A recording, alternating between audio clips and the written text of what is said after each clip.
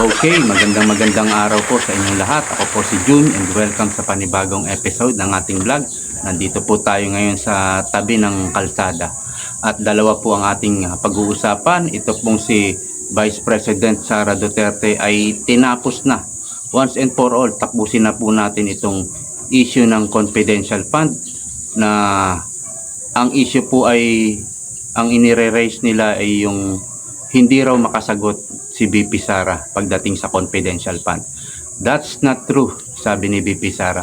At maganda, sinagot niya na to ng yung pinaka tamang sagot, no, na hindi na madidebate ng mga naninira sa kanya.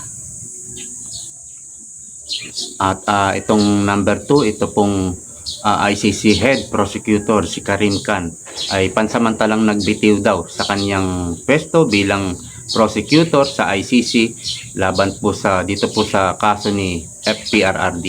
So yan po ang ating pag-uusapan. Bago yan, paki-like po muna ang video ito at syempre huwag kalilimutang mag-subscribe. So dito po sa kay BP Sara, may nagtanong na hanggang ngayon daw hindi raw sumasagot si BP Sara diyan sa mga tanong tungkol sa confidential fund, no? So ito yung maganda kay BP Sara eh. Hindi nila mautak eh. Hindi nila naisahan eh. Unang-una, ang depensa ni BP Sara diyan ay yung kaya hindi siya sumasagot sa lahat ng nagtatanong, no? Hindi naman ibig sabihin hindi siya sumasagot, hindi na siya sumagot sa lahat ng nagtatanong. Marami kasing nagtatanong. At alam naman ni BP Sara na ang depensa niya dyan ay nagpipishing lang kasi wala silang ebidensya. Naghahanap sila ng ebidensya. Namimingwit kumbaga. So, isang strategy yan na huwag kang sumagot sa lahat ng nagtatanong, no? Pero, mayroon siyang sinasagot tungkol sa confidential fund. Unang-una, sumasagot sila sa COA, no? Pangalawa, nagpunta rin siya sa hearing ng Congress, di ba? So ito, mas maganda pakinggan na lang po natin si BP Sara. Yes, ma'am. Nag-attend ko, ma'am. Actually, tagalogin ko na lang yung sagot, ha. Actually, nagtataka ako sa narrative nila. There was one time, meron akong narinig na interview sa isang tao na nagsabi siya na how can you support the Vice President when she refuses to answer the question about confidential funds. Yeah. But if you can remember, umattend ako sa hearing ng House of Representatives. Ayan. Una, umattend ako. I refused to take an oath because wala naman sa rules nila. But wala silang tinanong sa akin kung Okay, tungkol po muna sa rules, putulin lang po natin. Mayroong rules sa House of Representatives mismo, no? Kapag ikaw ay witness, magte-take ka ng oath. Yun ang rules. Kapag ikaw ay resource person lang, hindi mo na kailangan mag-take ng oath. So magkaiba po yan. Yan ang rules. At you have to follow the rules. Pero ang ginagawa ng Congress ay moro-moro na talaga. Kasi gumawa ka ng rules tapos hindi mo susundin ang rules, moro-moro tawag po ron. Sa US, napanood ko yung hearing ng mga UFO, di ba, tungkol sa alien. Nagkaroon ng Senate hearing diyan. May 3 witness doon, nag-take sila ng oath. Pero yung mga resource person, hindi na sila nag-take ng oath. Siguro ganun din ang rules. Alam naman natin yung ibang mga rules sa Pilipinas, ginagaya lang sa US at ibang rules sa Europe. So, yun yung rules, no? Dito, sabi ni Chua, hindi, ganun din yun. Ganun din daw yun. Resource person, witness, parehos lang. Nasa rules natin Kaya, talagang moro-moro ang ginagawa nitong Congress. Kasi mismong rules nila hindi nila sinusunod. Ang nangyayari, nakikita natin, kapag yung rules hindi pabor sa kanila, hindi nila susundin. Anong klase yan? Anong klaseng gobyerno meron tayo? So tuloy natin. Lala nyo, i-review ninyo yung hearing. Not one question was asked of me. And then the next time na umattend ako para samahan yung mga personnel ng OBP na sumasagot naman, nasasagot din naman nila yung mga tanong. Tapos when I requested that I assist the personnel of the OBP, sabi nila hindi pwede pag hindi ka mag-oath, diba? So sabi ko, okay, let's do this. I'll take an oath. Yeah. They never asked one question. So I do not understand saan nanggagaling yung sinasabi nila that I refuse to answer because nandoon yung mga personnel ng OBP, lahat Tama. ng tinawag nila nandoon. In fact, kinulong pa nga nila si Yusek Laika Lopez. Correct. Nandoon ako. I protested sa kanilang anong tawag dyan? Sa kanilang rules na ang pinapagawa nila sa akin ay wala sa rules nila. And then the next time around, even if may protest ako sa rules nila, I said, okay, sige, if you want an oath, I'll give you an oath. But did they ask a single question? Wala. Silang tinanong sa akin. I-review nyo yun. So yan. Yan po ang isang sagot ni BP Sara. Putulin muna natin. Nung pumunta siya, andun na rin yung mga staff ng OBP. Tinatanong naman nila, nakakapagtanong sila at sumasagot naman yung staff ng OBP. Kahit labag sa batas ni BP Sara na mag-take ng oath, kahit wala sa rules, nag-take siya ng oath. Noong nag-take na siya ng oath, walang nagtanong sa kanya kahit isa.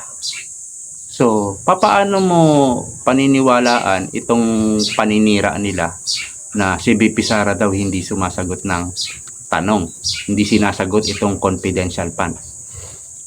So, malinaw na sana yan sa mga taong naniwala sa paninira tungkol sa isyong ito. Kasi marami pa rin, sabihin natin, tanga talaga. Yung salat sa kaalaman na ang ginagawa nila ay namimingwit lang sila ng ebidensya.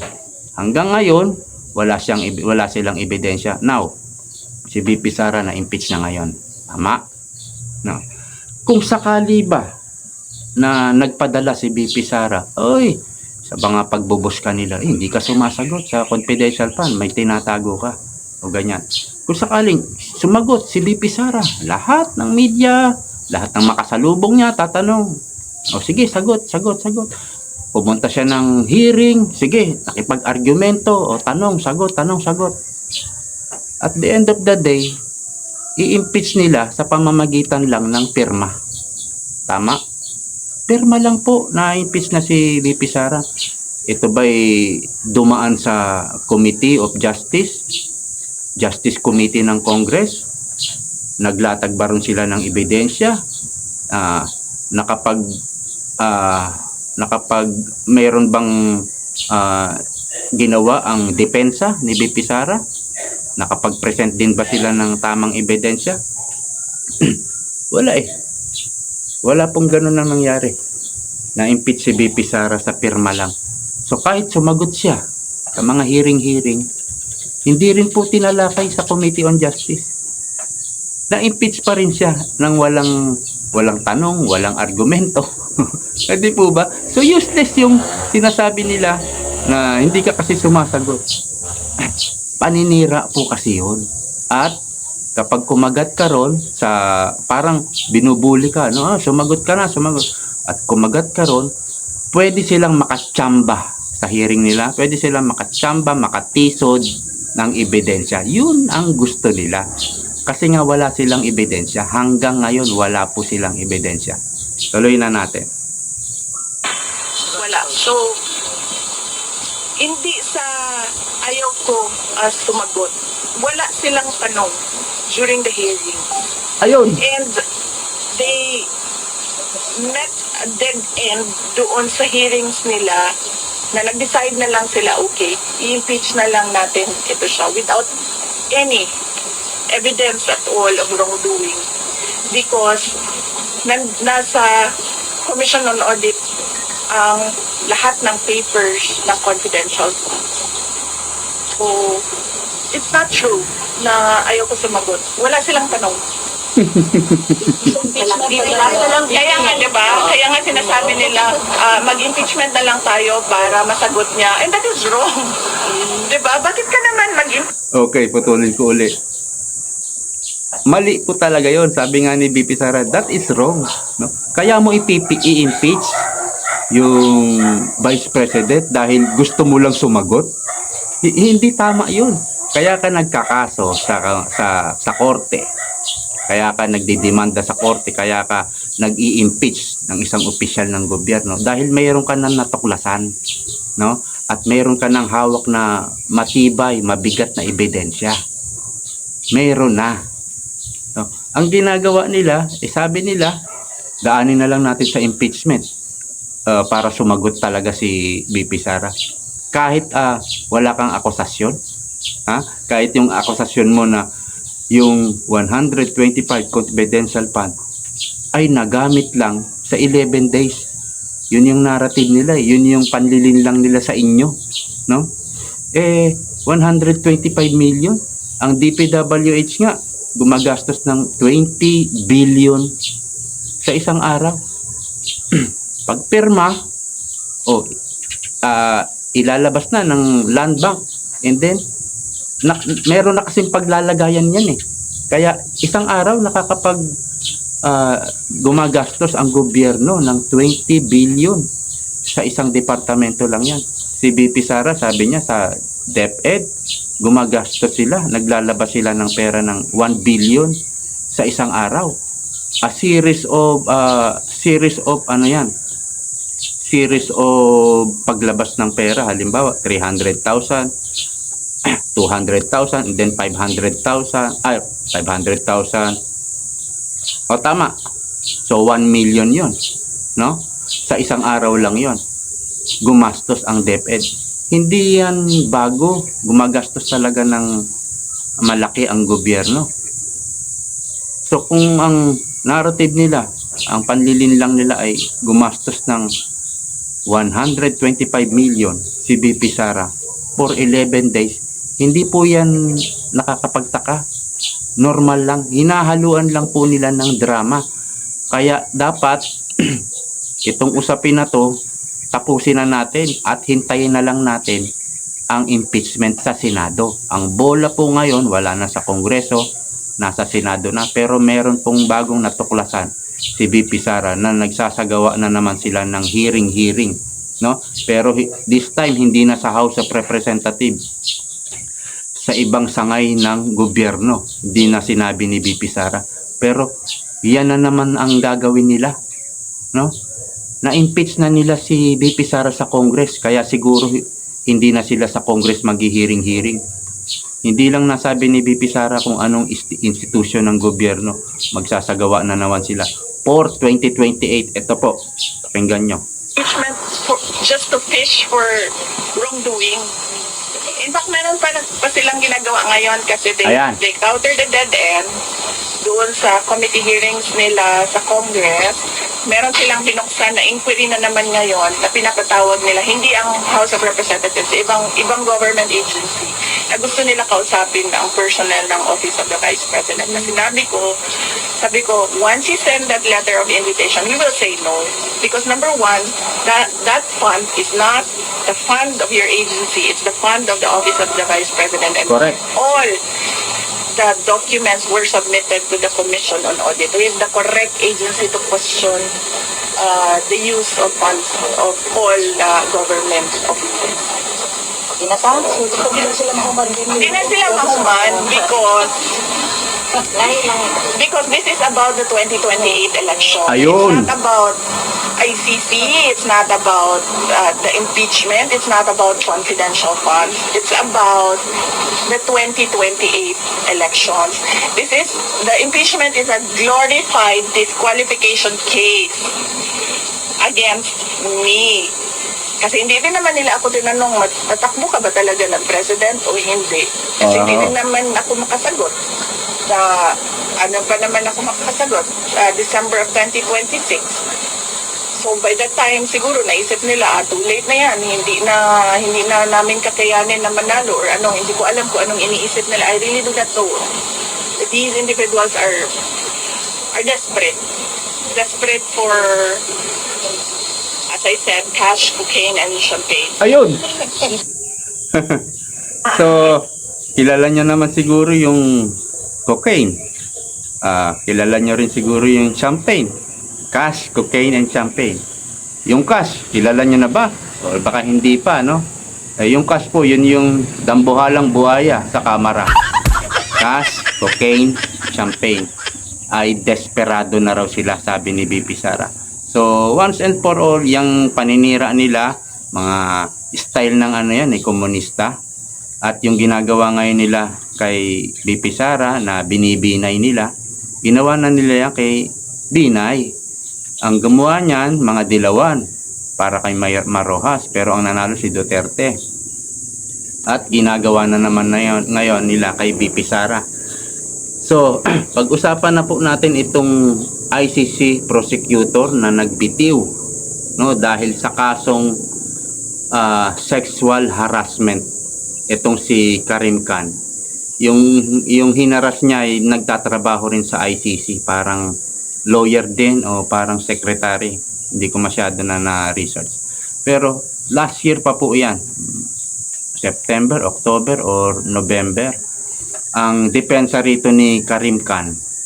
Ito pong Karim Khan, siya po yung head ng prosecutor ng ICC, no? At nagbitiw na nga, so napilayan itong grupo, team ng prosecutor dito po laban sa kaso ni PRRD, no? Anyway, yung kaso po na yan, last year pa yan, at ang depensa ni Karim Khan dyan ay ito raw ay propaganda lang ni Netanyahu, yung presidente ng Israel, kasi inuusig din ng ICC prosecutor itong presidente ng Israel dahil sa mga series of war na kinasangkutan nila. Baka crime against humanity na naman to. Siyempre pinabulaanan to ni Karim Khan. Sinisira lang daw ni Netanyahu si Karim Khan. Yan ang depensa ni Karim Khan. Kung ikaw naman ay walang ginawang ganyang harassment, sexual harassment, bakit ngayon nasa paglilitis ka na? Bakit dumadaan ka ngayon sa paglilitis? Kung ikaw naman yung secretary na gumagawa ka lang ng kwento, gumagawa ka lang ng pagbibintang, madali kang mahuhuli, lalo na lilitisin itong inaakusahan mo, lilitisin itong demanda mo. Madali ka pong mahuhuli kung gawa-gawa lang yan. Ibig sabihin, may nangyari talagang ganyan. So, paano yung credibility ni Karim Khan ngayon dyan sa kaso ni PRRD? Mawawala na yung kanilang credibility. Hindi ka pwedeng pagkatiwalaan pala, no? Dahil ikaw ay manyak.